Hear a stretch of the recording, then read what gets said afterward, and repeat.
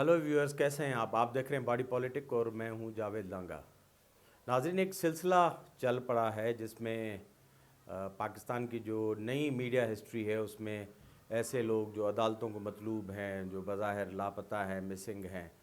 और वो टेलीविज़न पे आते हैं, बड़े बड़े इंटरव्यूज़ उनके चलते हैं। तो गुज़िश्ता दिनों ये सिलसिला चला उस्मान डार, उसके बाद जो अब्बासी साहब थे पीटीआई वाले, शेख रशीद, और अब एक ताज़ा तरीन एडिशन इनमें जो हुआ है वो पाकिस्तान के साबिक़ वज़ीर आज़म इमरान खान की जो साबका खातून अव्वल है उनके साबिक़ शोहर खावर मानिका साहब का एक तहलका खेज़ इंटरव्यू था जो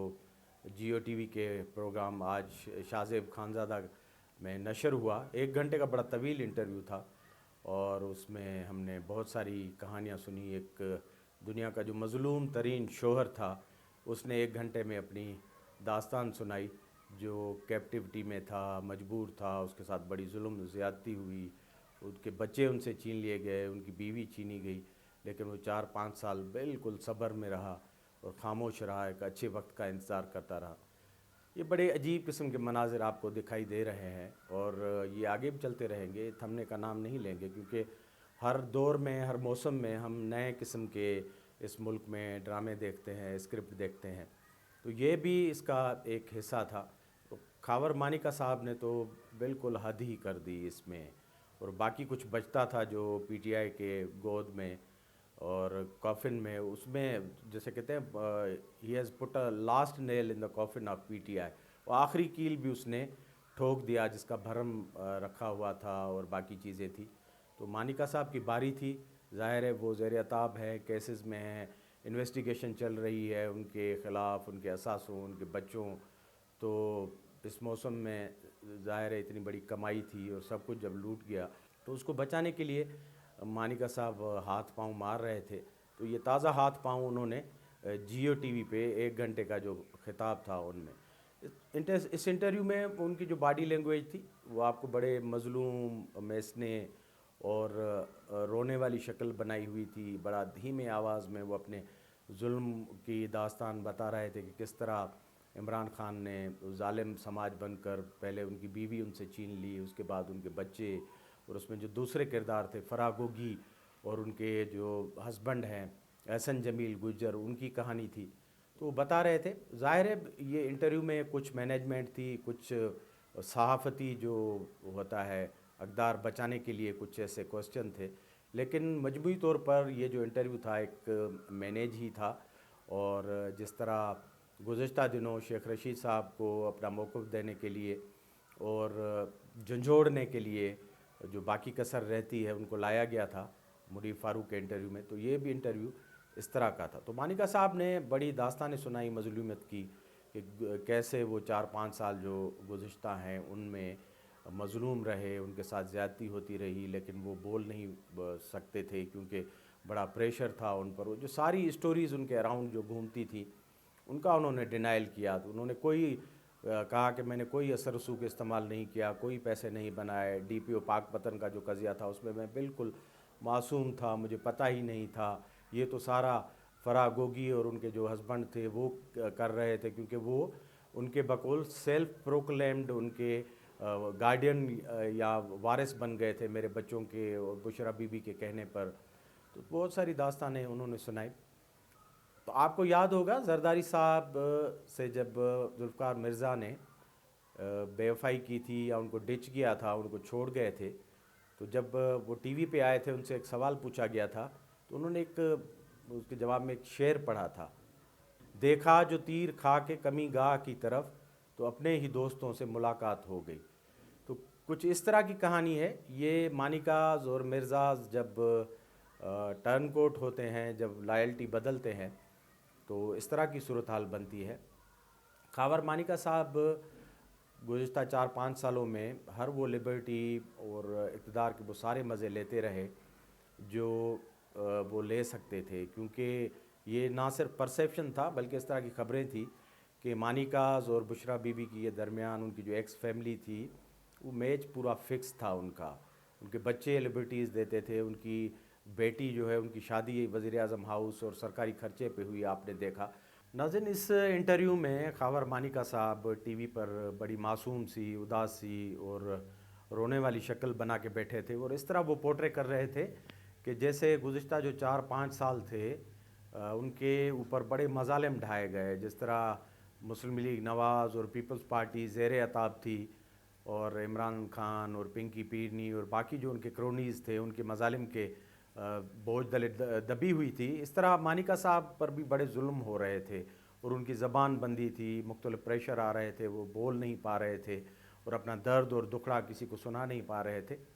ये बड़ी अजीब किस्म की सूरत हाल है मुल्क में, जब हवाएं तब्दील होती हैं और लोगों को अपनी खाल बचानी होती है तो इस तरह के बयानात देते हैं और इस तरह अपीयर होते हैं और अपने पुराने जो साथी हैं और पुराने जो अपने उनके रुफ़का हैं उनसे ना सिर्फ इनराब करते हैं बल्कि उनके ख़िलाफ़ एक बड़ी जो चार्जशीट वो लेकर हाज़िर होते हैं।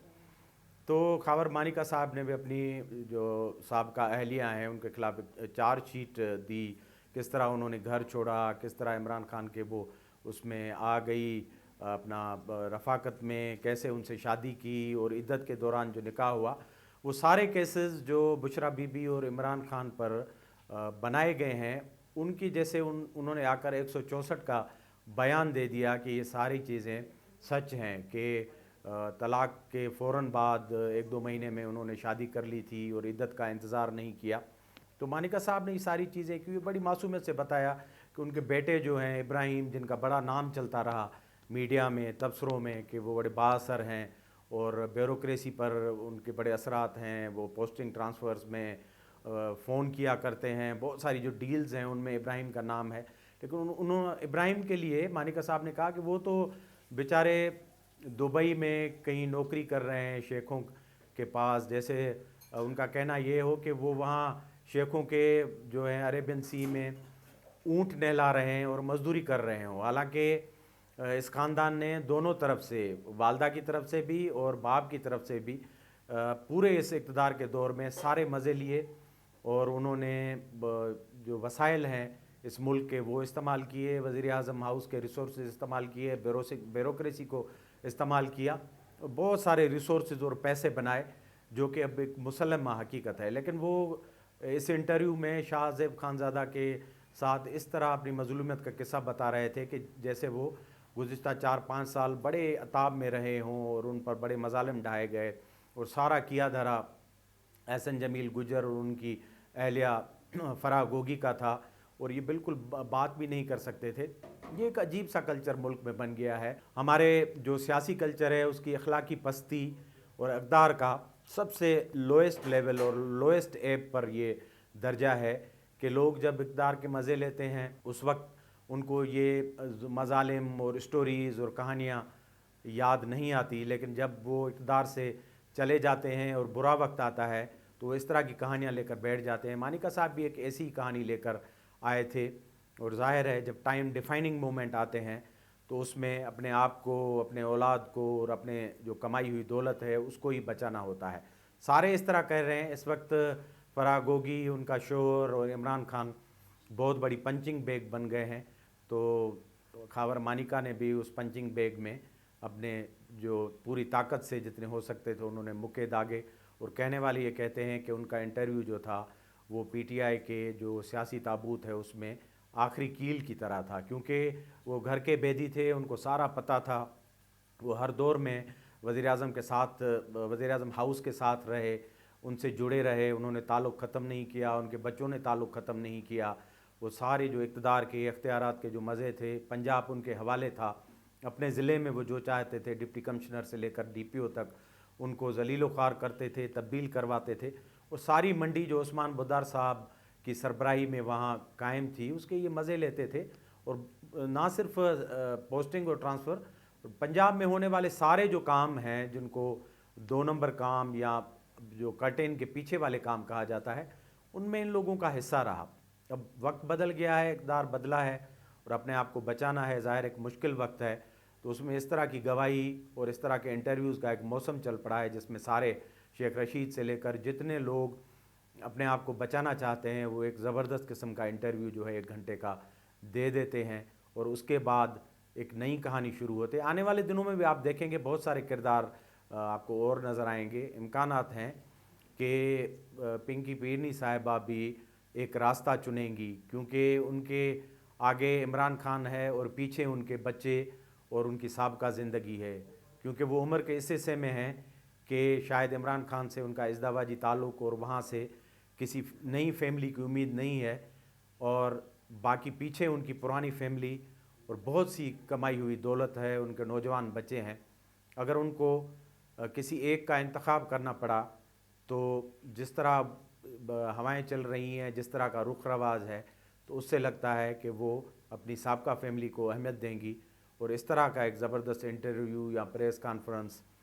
کر کے ایمان میں آ جائیں گی، اور جس طرح کا دورہ ہے اس میں Imran Khan, P T I اور ان کے دور پر ایک بڑی چارج شیٹ لگے گی۔ دیکھتے رہیں آپ، یہ ساری چیزیں اسکرپٹیڈ ہیں